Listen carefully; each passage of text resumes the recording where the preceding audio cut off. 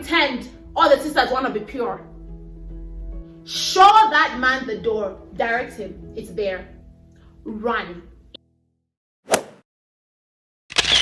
Hi guys, welcome to my channel. If you're here for the first time, my name is Tali and I make faith-based content for young people. So like I like to say, if a young person is dealing with it, if it affects your life somehow, then I'm talking about it. Consider me your internet big sister. And to my returning subscribers, thanks for always being here, guys. I super duper appreciate you. So y'all, in the spirit of relationship series, which I was meant to do in February, but we're gonna do it in April because life is lifing.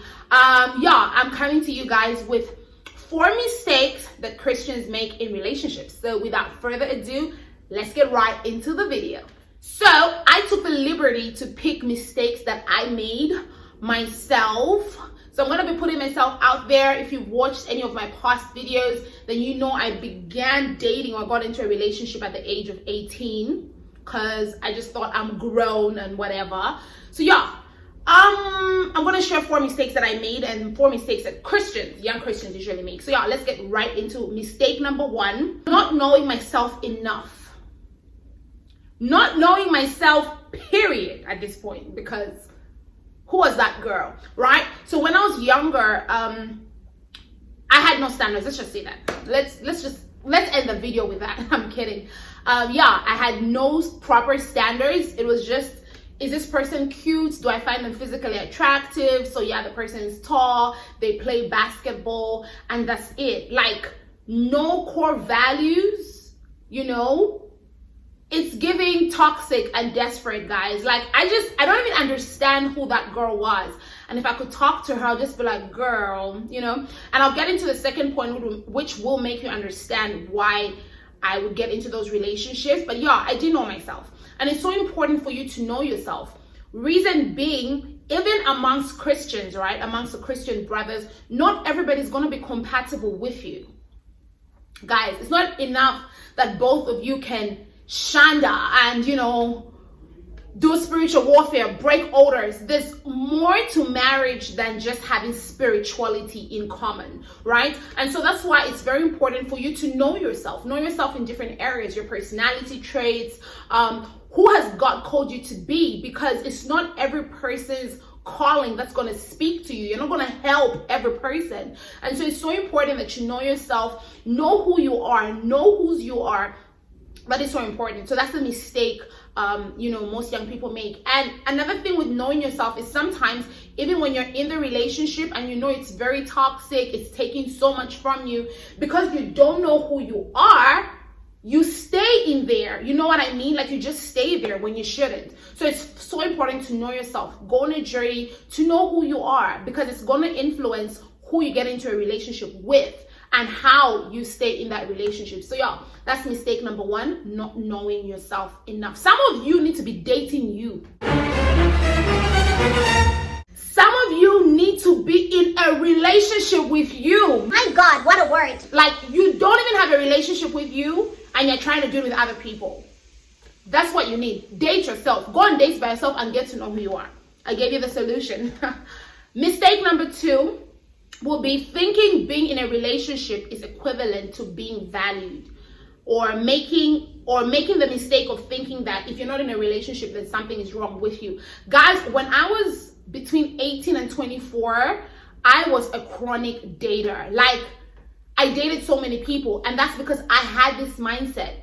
I attached my value to people wanting to be with me, right? So I figured, if a girl is beautiful, if a girl is all that, then someone will want to be in a relationship with her, right? If something is good, someone will want to have it.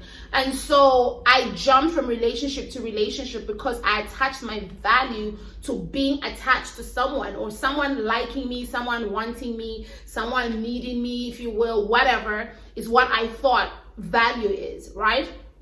And it's not it.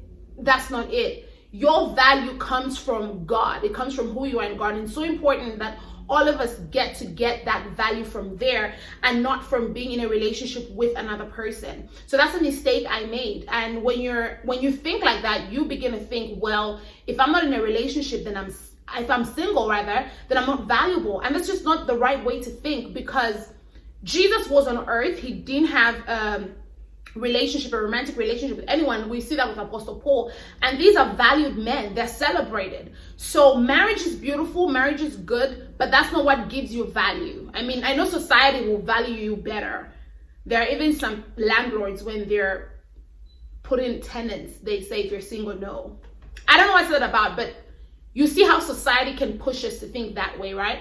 And now I'm older. It's no secret. I'm 32, guys. And I don't feel that because I'm not in a relationship or not married yet, I'm not valuable or something's wrong with me. Because I did the work to make sure I get my value from God. And you need to do the same thing, right? Make sure you get your value from God, know who you are in God. And so you won't make the mistake of thinking your value is with being with another person, or if you're not in a relationship or you're not married, you don't have value. You know what I mean? So yeah, that's mistake number 2. Mistake number 3 is going to be sexualizing the relationship by being with people who don't hold purity as dearly as me.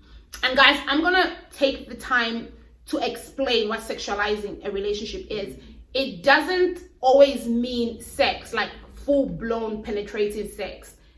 Sometimes it's all those little small things people are doing before that, and they end there. And I think a lot of Christians end up feeling better about themselves because they're like, but I'm not having full-blown sex. But bruh, you and me, we know.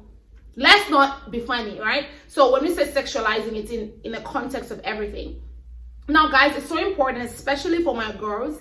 I'm going to talk to my girls. It's so important to be with someone that wants to honor God when it comes to purity. That's their stance.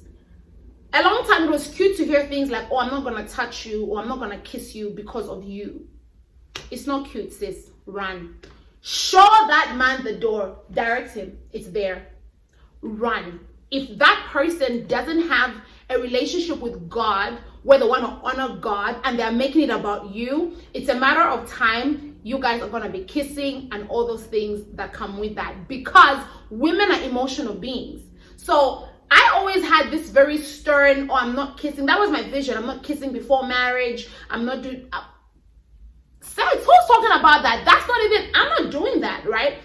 But because I was with men that do not, they don't hold God or purity to that degree, I ended up compromising, because by then my emotions are all in. This person has been trying to kiss you since 1999. You just give in at the end of the day, right? You have no boundaries. You just end up giving in. So it's very important, guys, that you be with a person that wants to honor God. When we look at Joseph in the Bible, he ran from Potiphar's wife. I want to imagine that woman was very attractive. And what he said, apart from not doing this against his master, he says, how can I do this against God? That's the kind of man you want to be with. That's the kind of woman you want to be with. Because I'm not going to pretend all the sisters want to be pure. Some sisters being Jezebelling out here, you know what I mean? So no, yeah, you want to be with someone, both genders, that wants to honor God, and this is their vision. They just want to honor God. Don't sexualize that relationship. Yeah, those are mistakes I made, and I felt good about it because I was not having full-blown sex. So I thought, like, yeah, it's not so bad. No, the Holy Spirit is not happy with you. Stop it.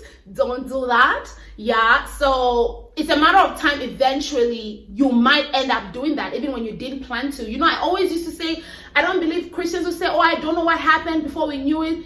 It happens because you began by compromising really small, and then it got very big. So yeah, that's mistake number 3. Don't sexualize your relationship, and then don't be with people who do not hold purity to heart on their personal standards. Don't do that. It's a matter of time. You're gone, sis. You're gone, bro. Last point is not being accountable. Not being accountable. I like this saying, sin thrives in secrecy, right? Sin thrives in secrecy. When you're not going to be accountable to either a leader or someone that's just ahead of you, please, not your friends. You are not, that one is not accountable. Your friends can't really hold you accountable. I think it should be someone higher I think. Unless you have like really good friends, but each time I don't feel I have enough authority to talk to my friends. I mean, I feel like I advise. I don't know if you get what I'm trying to say, but yeah, I don't think it works in a friendship dynamic. So actually get a leader that's gonna help you, right? Yeah, so make sure you're accountable, guys. Again, to my girls, stop being in relationships with men that don't want to be accountable. He doesn't want to be accountable to anybody, right? He doesn't want to answer to anybody. I think it's important that both of you individually are accountable to certain people, whether it's a mentor, a spiritual father, mother, whatever. But as a relationship, it's also important that you're accountable to people. People can check on you, randomly check in with you guys. How are things going? Yeah, all my relationships were secret relationships, okay? And so nobody knew about it, not even my parents, because when I was young, when I was 18, my father said I'll get in a relationship at 25 because I think he was counting when I'd finish medical school. So that was his vision for me.